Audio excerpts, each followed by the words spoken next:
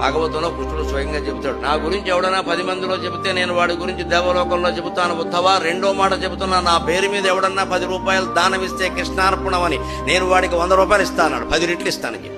మూడో మాట, చివరి మాట, ఉత్సవ జాగ్రత్తగా విను, నన్ను ఎవడైనా మనస్సులో స్మరిస్తూ ఉంటే నాకు ఇంకో దారి లేదయ్యా, నేను వాడు ఉన్న చోటే ఉంటా అన్నాడు.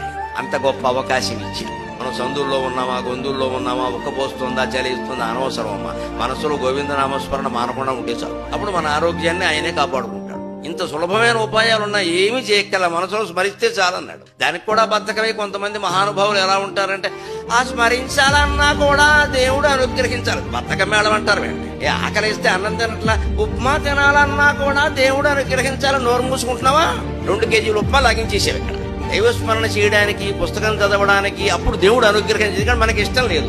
సొల్లు కబుర్లు చెప్పుకో, ఆశమ్మ పోషమ్మ అంటే గంటలు గంటలు చెప్పుకుంటారు కూర్చుని ఇక్కడ.